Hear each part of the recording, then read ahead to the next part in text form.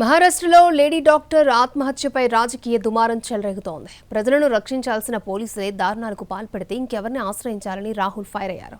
ఈ కేసును రాజకీయం చేసే ప్రయత్నాలు జరుగుతున్నాయని సీఎం దేవేంద్ర ఫడ్నవీస్ ఆరోపించారు. ఆరోపణలు ఎదుర్కొంటున్న ఎస్ఐ గోపాల్ బందే పోలీసుల ముందు లొంగిపోయాడు. మహారాష్ట్రలోని సతారా జిల్లాలో వైద్యురాలి ఆత్మహత్య ఘటనపై రాజకీయ దుమారం కొనసాగుతోంది. ముఖ్యమంత్రి దేవేంద్ర ఫడ్నవీస్ ఈ కేసుపై స్పందించారు. బాధితురాలికి న్యాయం జరిగేలా చూస్తామన్నారు. మాజీ ఎంపీ రంజిత్ సింగ్ నాయక్ నింబాల్కర్, ఎమ్మెల్యే సచిన్ పాటిల్ పేర్లు ఈ కేసుతో ముడిపడి ఉన్నాయని, ఈ కేసును రాజకీయం చేసే ప్రయత్నాలు జరుగుతున్నాయని విమర్శించారు.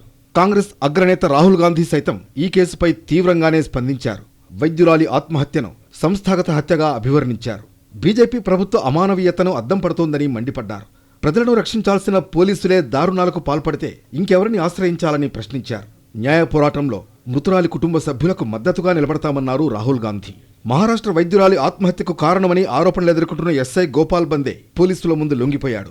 ఈ కేసులో ఎంపీ ప్రమేయంపైన ఆరోపణలు వస్తుండటంతో పోలీసులు ఆ దిశగా విచారణ జరుపుతున్నారు.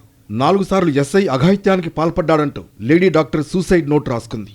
మరో పోలీస్ అధికారి ప్రశాంత్ బాంకర్ కూడా తనను వేధించారని చేతిపై రాసిన సూసైడ్ నోట్లో ఆరోపించిందా లేడీ డాక్టర్. ఈ ఇద్దరి వేధింపుల వల్లే తాను ఆత్మహత్య చేసుకుంటున్నట్లు పేర్కొంది. ప్రశాంత్ బన్కర్ అనే సాఫ్ట్వేర్ ఇంజనీర్ మానసికంగా వేధించాడని ఆమె రాసుకొచ్చారు.